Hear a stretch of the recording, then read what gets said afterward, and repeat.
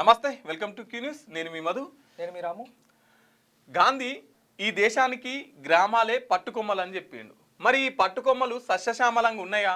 ఈ గ్రామాలు సస్యశ్యామలంగా ఉండడానికి దానికి కారకులు ఎవరు, దానికి బాధ్యులు ఎవరు అనుకుంటే ఈ దేశానికి ప్రధానమంత్రి, రాష్ట్రానికి ముఖ్యమంత్రి, మరి ఊరికి సర్పంచ్. మరి అటువంటి సర్పంచ్ పదవి, సర్పంచ్ అంటే ఏంటి, సర్పంచ్ ఎప్పటి నుండి ఉంటున్నారు, సర్పంచ్ పదవికి ఉండే అర్హతలు ఏంటి, సర్పంచ్కి ఎంత జీతం అనేది ఈ వీడియోలో డీటెయిల్గా తెలుసుకునే ప్రయత్నం చేద్దాం. ఒకసారి సర్పంచ్ పదవి ఎట్లా మొదలైంది, ఎప్పుడు మొదలైంది, ఎక్కడ మొదలైంది అనేది తెలుసుకుందాం. సో జవహర్లాల్ నెహ్రూ ప్రధానమంత్రిగా ఉన్నప్పుడు రాష్ట్రాల అభివృద్ధి అవుతున్నాయి, దేశాల అభివృద్ధి అవుతున్నాయి, మరి గ్రామాలు కూడా అభివృద్ధి కావాలి కదా అని చెప్పేసి దీనికి సంబంధించినటువంటి ఒక కమిటీ చేసినారు. ఆ కమిటీకి బలమంత్ర అనే కమిటీ ఆయన సిఫార్సు ఉండేది. అది 1957లో ఉండే కదా. 1957లో బలమంత్ర అనే ఒక వ్యక్తి ఆర్థికవేత్తనే ఆ కమిటీ చేసిండు. 1957లో బలమంత్ర అనే కమిటీ చేసిండు. ఆ కమిటీ ద్వారా ఆయన ఉద్దేశం ఏంటంటే అప్పుడున్న సిచ్యువేషన్లో గ్రామాలు అభివృద్ధి చెందితేనే దేశ అభివృద్ధి అనేది జరుగుతూ ఉంటుంది. అంటే ఫస్ట్ గాంధీజీ చెప్పినట్టుగా గ్రామాలే దేశానికి పట్టుకోమలు అనే ఇంటెన్షన్ తీసుకొచ్చే ఈ సర్పంచ్ ఎలక్షన్స్ అనేది మొదలుపెట్టారు. ఫస్ట్ ఆఫ్ ఆల్ ఎక్కడంటే రాజస్థాన్లో 1957లో ఈ సర్పంచ్ ఎలక్షన్స్ అనేది మొదలుపెట్టారు. 1957లో అప్పుడు కూడా తెలంగాణలో హైదరాబాద్కు 50 కిలోమీటర్ల దూరంలో ఉన్నప్పుడు 50 కిలోమీటర్ల దూరంలో ఉన్న షాద్నగర్లో కూడా ఎప్పుడు 1959 అక్టోబర్ 11వ తారీఖు ఎలక్షన్స్ అనేది జరిగినాయి. అంటే రాజస్థాన్ తర్వాత అక్కడికి జవహర్లాల్ నెహ్రూ కూడా వచ్చిండు. షాద్నగర్కి వచ్చి అక్కడ చేసి అక్కడ సర్పంచ్ ఎన్నికలలో ఈయన అది ఏమంటే ప్రచారం చేసి. అంటే ఇప్పుడు ఈ సర్పంచ్ ఎలక్షన్స్ అనేవి కూడా పార్టీకి సంబంధం లేకుండా, పార్టీలకు సంబంధం లేకుండా, రాష్ట్రాలకు సంబంధం లేకుండా, అంటే పార్టీలకు సంబంధం ఉండదు, స్వతంత్రంగా మాత్రమే ఎన్నికలు జరగాలి, వ్యక్తిని చూసి ఓట్లు వేయాలి. అంటే మంచి వ్యక్తులను ఎన్నుకోవాలి. అంటే ఎవరైతే గ్రామానికి అభివృద్ధి చేస్తారో, ఊర్లలో ఎవరైనా మంచోడు అంటే నాయకుడు లెక్క ఎన్నుకోవాలి, ఆయన లీడర్ అంతే. పార్టీలకు సంబంధం లేకుండా ఎన్నికలు అనేది జరిగినాయి. అంటే దీన్ని ఇప్పుడు సర్పంచ్ ఎలక్షన్లు అనేవి ఇప్పుడు సర్పంచ్ కావచ్చు 3 అంచెల పద్ధతి ద్వారా ఈ ఎన్నికలు నిర్వహించాడు. ఒకటి గ్రామ పంచాయతీ, ఒకటి మండలికి సంబంధించింది సమితి, ఒకటి జిల్లా అంటే జెడ్పీటీసీ, ఎంపీపీ ఉంటాయి కదా, వాటికి సంబంధించి అట్లా 3 అంచెల పద్ధతుల ద్వారా ఎన్నికలు అనేది చేశారు. సర్పంచ్ ఫస్ట్ వార్డు మెంబర్లు, సర్పంచ్, తర్వాత ఎంపీటీసీ, తర్వాత జెడ్పీటీసీ, ఎంపీపీ అనేది అదే. ఇప్పుడు ఎంపీటీసీలు అందరూ కలిసి ఒక ఎంపీపీ, జెడ్పీటీసీలు అందరూ కలిపి జెడ్పీ చైర్మన్, అంటే జెడ్పీ చైర్మన్ అనేటువంటి జిల్లాకు ఉంటాడు. ఈ ఎంపీటీసీలు అనేటువంటి మండలానికి ఎన్నుకుంటారు అన్నట్టు. అట్లా అనేసి ఉంటుంది. ఇప్పుడు మన ఇంకోటి ఏంటంటే 1992లో 73వ రాజ్యాంగ సవరణ ద్వారా ఎస్సీలకు, ఎస్టీలకు, మహిళలకు రిజర్వేషన్ కల్పించారు. 1952లో 73వ రాజ్యాంగ సవరణ ద్వారా మాత్రమే వాళ్ళకి అందించినట్టు. అప్పటి వరకు ఇప్పుడు మహిళలకు రిజర్వేషన్ అనేది లేదు సర్పంచ్ ఎన్నికల్లో, ఓన్లీ జెంట్స్ నిలబడేది. అప్పుడున్న తెలంగాణ పరిస్థితుల్లో ఏంటంటే జాగీర్దార్ జమీందార్ వ్యవస్థ బాగుండేది. అప్పట్లో కొంత తెలుగు కళ్ళు, ఈయనకు అన్ని తెలుసు, ఏం లేదు, ఎక్కువ కులం, ఇక జమీందార్ జాగీర్దార్ వ్యవస్థ వాళ్ళే. వాడు ఇప్పుడు రిజర్వేషన్ ఎస్సీకి వచ్చింది, లేకపోతే ఎస్టీకి వచ్చింది, ఓబీసీకి వచ్చింది. అప్పుడు ఏం జరుగుతుంది అంటే వీళ్ళు ఏం చేస్తారు, జమీందార్ అరే భాయ్ నువ్వు నిలబడాలి అంటే వాళ్ళ చేతిలో వాళ్ళు ఉంటారు, వాళ్ళ చెప్పు చేతిలో వాళ్ళు ఉంటారు, వాళ్ళని ఎన్నుకునేది. అట్లా వాళ్ళు జరిగింది. ఎప్పుడైతే 1992లో 73వ రాజ్యాంగ సవరణ ద్వారా ఇక అప్పుడే కొంత అప్డేట్ అయ్యారు ప్రజలు కూడా. అప్పటి వరకు జాగీర్దార్ జమీందార్ వ్యవస్థ ఉంది. సరే అప్పటికి 1992లో కూడా ఉంది, కానీ రాజ్యాంగ సవరణ కొంచెం గట్టిగా తీసుకొచ్చినప్పుడు ఇక అనివార్యం అయిపోయింది. అనివార్యంగా ఆ కులపోలను నిలబెట్టాలి. అనివార్యంగా మహిళ వచ్చింది కాబట్టి అనివార్యంగా నిలబెట్టాలి. మహిళలకు రిజర్వేషన్ కల్పించారు. 1992లోనే రాజ్యాంగ సవరణ ఎందుకు చేశారంటే అప్పుడే కేంద్రాలు, ఇప్పుడు రాష్ట్రాలకు సంబంధించి ఉండే, అప్పుడే దాన్ని కేంద్రంలోకి తీసుకున్నట్టు. అంటే అప్పటి వరకు ఇప్పుడు రాజ్యాంగం, ఇప్పుడు మనకి ఏంటంటే అప్పటి వరకు సర్పంచ్ ఎలక్షన్ అని రాష్ట్రాలు మాత్రమే చూసుకోవాలి, రాష్ట్రాల ఫండ్స్. అప్పుడు దీన్ని 73వ సవరణ ద్వారా దీన్ని కేంద్రంలోకి ఆహ్వానించుకోరు, కేంద్రంలో తీసుకురు. ఎస్సీ, ఎస్టీ, మహిళలకు రిజర్వేషన్లు కల్పించారు. అప్పటి వరకు రిజర్వేషన్ లేవు, అప్పుడు మాత్రం ఇచ్చారు. ఇప్పుడు వార్డుల విభజన కూడా నార్మల్గా ఊళ్ళలో వార్డు మెంబరు, తర్వాత వార్డు మెంబర్లు కలిసి ఉప సర్పంచ్ని ఎన్నుకుంటారు. తర్వాత మళ్ళీ అప్పుడే వార్డు మెంబర్లతో పాటు సర్పంచ్లకు కూడా ఎన్నికలు ఒకటేసారి జరుగుతాయంటే ఈ ఎన్నికలు. ఈ వార్డుల విభజన ఎట్లా జరిగిందంటే 300 మంది జనాభా ఉంటే ఆ ఊరును 5 వార్డులుగా డివైడ్ చేశారు అన్నట్టు. 300 జనాభా ఉంటే 300 నుంచి 500 జనాభా ఉంటే 7 వార్డులుగా డివైడ్ చేశారు. 500 నుంచి మళ్ళీ 1500 ఉంటే 9 వార్డులుగా డివైడ్ చేశారు అన్నట్టు. ఇక 1500 నుంచి 3000 ఉంటే 11 వార్డులుగా డివైడ్ చేశారు. ఇట్లా వార్డులుగా డివైడ్ చేశారు అన్నట్టు. ఇక ఇప్పుడు ఈ ఎన్నుకున్న తర్వాత మరి వాళ్ళు ఎట్లా బతకాలి? సర్పంచ్ పేరుకు సర్పంచ్. అట్లా 1957 దాకా జీతాలు లేవు.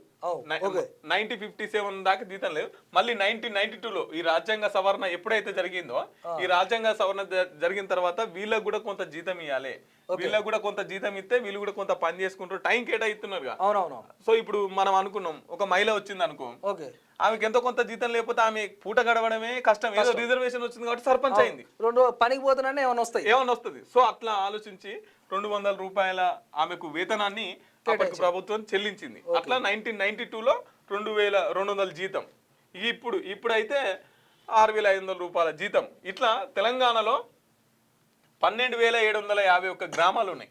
ఈ 12751 మందికి ఇప్పుడు 6500 రూపాయలు జీతాలు చెల్లిస్తూ ఇగో ఇట్లా ఈ సర్పంచ్ పదవులు అప్పుడు ఎప్పుడు 1957 నుంచి ఇప్పటి వరకు ఈ సర్పంచ్ ప్రక్రియ అనేది ఇట్లా కొనసాగుతుంది అన్నట్టు. అంటే పార్టీలకు సంబంధమే ఉండదు. గ్రామ పంచాయతీ ఎన్నికలు అనేది పార్టీలకు సంబంధం ఉండదు. పార్టీలకు ఎలాంటి సంబంధం లేదు. ఇది వ్యక్తిని చూసి పడాలి ఓట్లు. మీరు ఓటు వేసేటప్పుడు కూడా ఆ వ్యక్తి ఈ పార్టీ ఆ పార్టీ అని చూడకుర్రి. ఒకటే మీరు మైండ్లో ఒకటే ఉండాలి. ఈయన గెలిస్తే మన ఊరికి ఏం చేస్తాడు, ఈయన చేసే సామర్థ్యం ఈయనకు ఉందా, ఈయన చేస్తాడా దోసుకుంటాడా. ఇప్పుడు మీరు నార్మల్గా ఓటుకు వీళ్ళు ఊళ్ళో ఎట్లుంటుంది అంటే అన్న, ఓటుకు 1000 ఇస్తాడా, 2000 ఇస్తాడా, 5000 ఇస్తాడా, ఇక ఇట్లా ఇదే అంటే వాడిని ఎట్లా కొనాలి. ఇప్పుడు ఓటర్లు కొను. ఇప్పుడు రాజకీయ నాయకులు ఏం చేశారన్నా, మొత్తానికి వీళ్ళు ఏం చేశారంటే నార్మల్గా చెప్పుకుంటే ఈ పైసలు ఇస్తే వీళ్ళు ఓట్లు వేస్తారు. అంటే ఒక ఓటుకే వీళ్ళు ఓటుకు పైసలు ఇస్తేనే ఓటేస్తారు, లేకపోతే వేయరు అనే కాన్సెప్ట్ను తీసుకొచ్చారు వీళ్ళు. ఇందాక మనం ఇంటర్వ్యూ చేసినానే ఒక గొప్ప పాట వాడిని. ఏమన్నంటే, కాలినడుకోనికి కార్ ఎట్లా వచ్చింది, అల్లునికి అద్దాల బిల్డింగ్ ఎట్లా వచ్చింది, పెళ్ళానికి పుస్తకాల పేరు ఎట్లా వచ్చింది, అడగండి అయ్యా ఓట్లు అడిగే లీడర్లను అడగండి అయ్యా. మీరు ఓట్లకు వచ్చినప్పుడు కాలినడకని వచ్చిండు, గెలిచిన తర్వాత మళ్ళాసారి ఎలక్షన్లకు వచ్చినప్పుడు కార్లు వాడు చెప్పులు అప్పుడు చెప్పులే చక్కగా ఉండవు. వాస్తవంగా చెప్పుకుంటే చెప్పులు అయినప్పుడు వాడు ఫార్చునర్ కార్లో తీసుకొస్తాడు. అంటే 50-60 లక్షల కార్లలో 5 ఏళ్లలో వాడు ఇంత సంపాదిస్తాడు. అంటే ఊరుకు రావాల్సిన నిధులతో వాడు దోచుకునే ప్రయత్నం చేస్తాడు.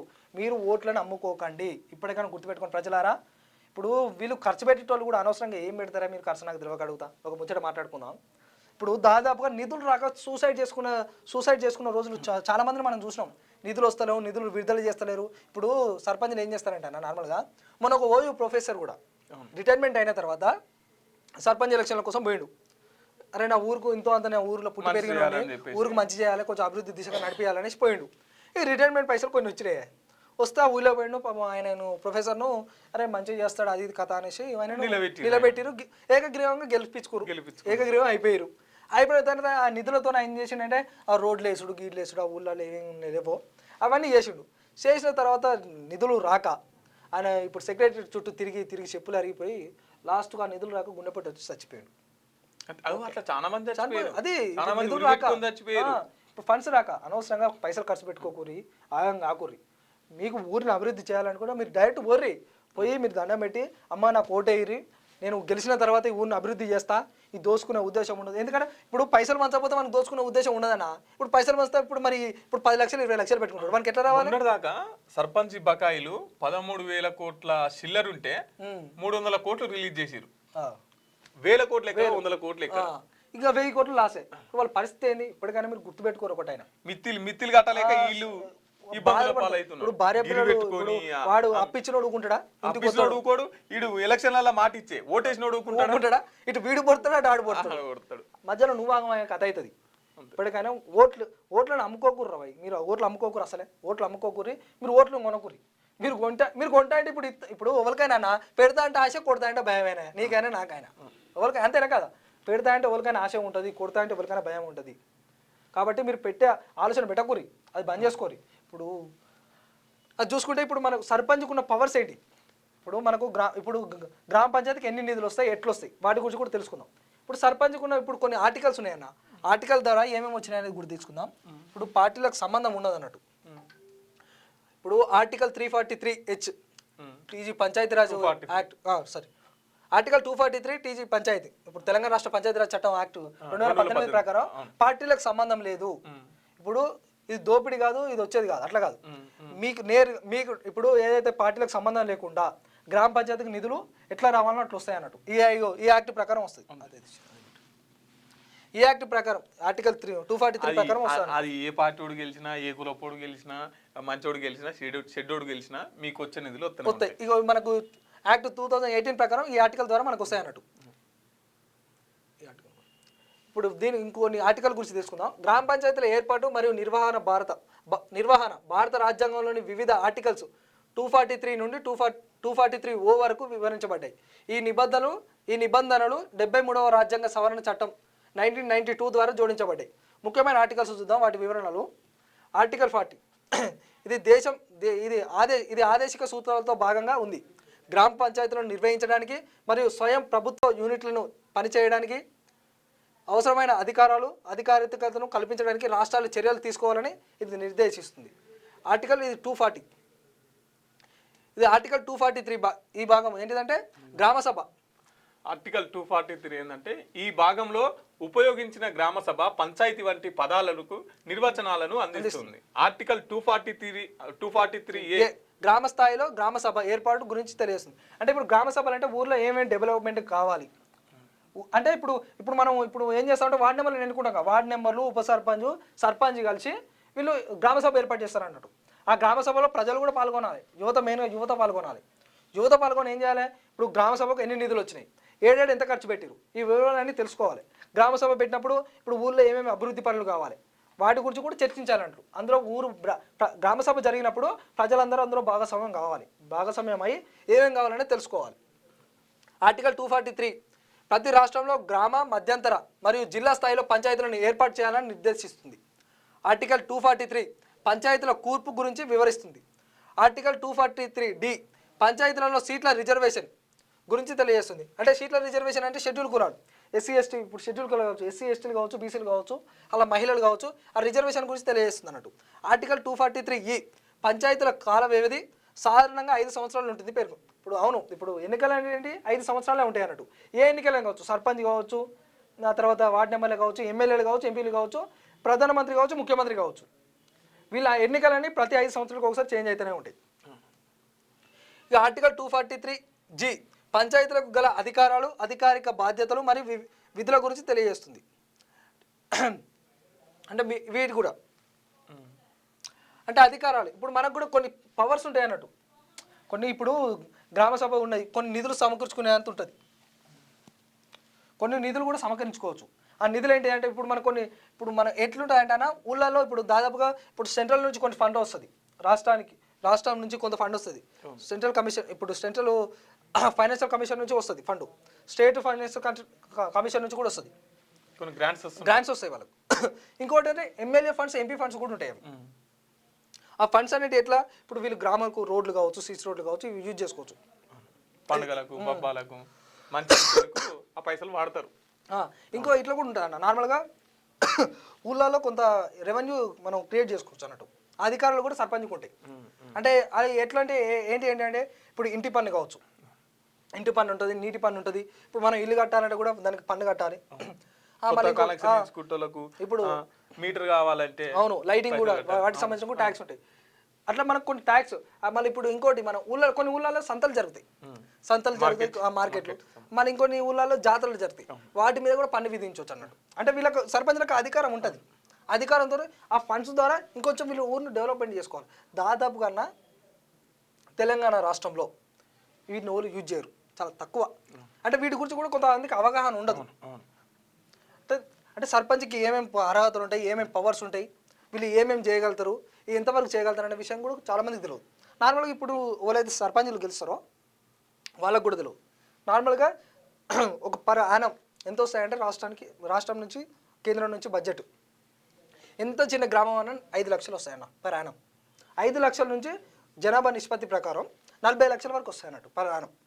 ఆ నిధులు ఇప్పుడు ఊరు డెవలప్మెంట్ కోసం కావచ్చు, ఇప్పుడు ఊళ్ళలో కొంతమంది ఏమంటారు, లైబ్రరీ కావాలంటారు, రోడ్లు కావాలంటారు, డెవలప్మెంట్ కోసం వీటన్నిటికి ఖర్చు పెట్టుకుంటాను. అట్లా కొన్ని ఉంటాయి. ఇప్పుడు మెయిన్ థింగ్ ఇంకొన్ని ఉంటాయట నార్మల్గా. అవి ఏంటి అంటే నేను చెప్తాను.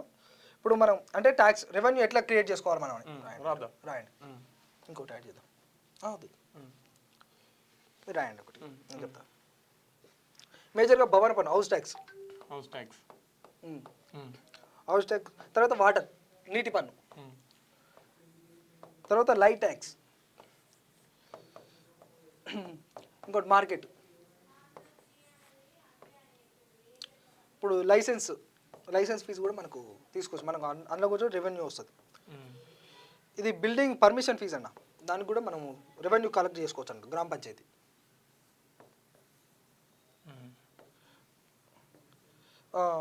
ఫీజ్ ఫ్రమ్ పంచాయతీ ప్రాపర్టీస్ నుంచి కూడా మనకు వస్తాయి అన్నట్టు. పంచాయతీకి సంబంధించిన కొన్ని ప్రాపర్టీస్ ఉంటాయి కదా, వాటి నుంచి కూడా మనం నిధులు కేటాయించుకోవచ్చు అన్నట్టు, నిధులు తీసుకోవచ్చు, సేకరించుకోవచ్చు. ఇప్పుడు అడ్వర్టైజ్మెంట్స్ ఉంటాయి కదా, వాటి ద్వారా కూడా మన నిధులు, అంటే గ్రామంలో ఏవైతే అడ్వర్టైజ్మెంట్లు చేస్తారో యాడ్స్, వాటి ద్వారా కూడా ఇప్పుడు యాడ్స్ కావచ్చు, బ్యానర్స్ కావచ్చు, ఇవి ఉంటాయి కదా, వాటి ద్వారా కూడా మనం ఫండ్స్ కేటాయించుకోవచ్చు అన్నట్టు. అంటే గ్రామానికి ఆ ఫండ్స్ వాటి ద్వారా ఫండ్స్ తీసుకొని గ్రామాభివృద్ధికి పాటుపడవచ్చు. ఇవన్నీ రెవెన్యూ జనరేట్ అయ్యే అంశాలు. బిల్డింగ్ పర్మిషన్స్, అడ్వర్టైజ్మెంట్, ఆ తర్వాత government grants, central government, state government, finance commercial grants, దానికి సంబంధించినవి ఇవన్నీ. Government grants, state, central government, మళ్ళీ తర్వాత ఫైనాన్స్ గ్రాంట్స్, కమిషన్ గ్రాంట్స్.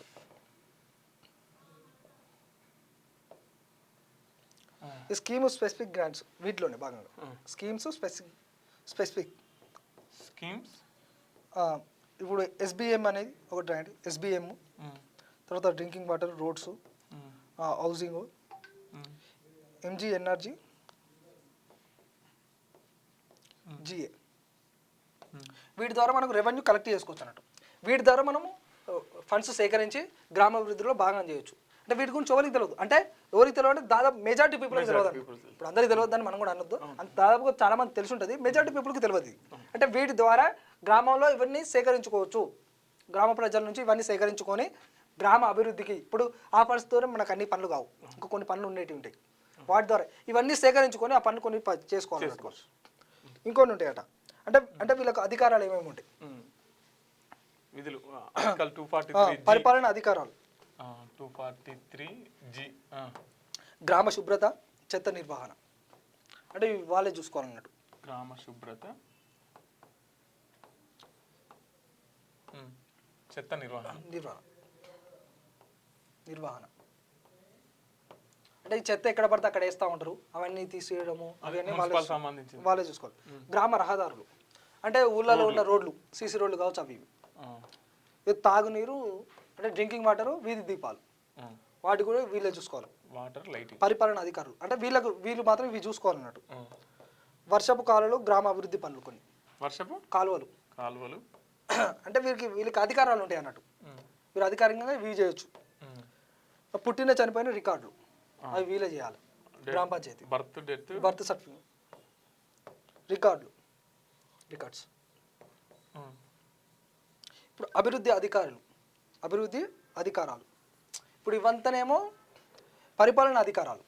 ఇప్పుడు వివిధ అభివృద్ధి పథకాలు, అంటే సెంట్రల్ నుంచి, స్టేట్ నుంచి కొన్ని గవర్నమెంట్ వస్తాయి కదా, వాటికి సంబంధించింది. ఇంకోటి మౌలిక వసతుల అభివృద్ధి, ఇప్పుడు రోడ్లు, భవనాలు, నీటి ప్రాజెక్టులు, ఇక వీటి కిందకి వస్తాయి అన్నట్టు. పేదల సంక్షేమ పథకాలు, అదే గవర్నమెంట్ ఇప్పుడు తెలంగాణ గవర్నమెంట్ ఏం పెట్టింది, మహిళలకు 2500 అని, గ్యాస్ అని, వాటికి సంబంధించిన అవి కూడా వస్తాయి.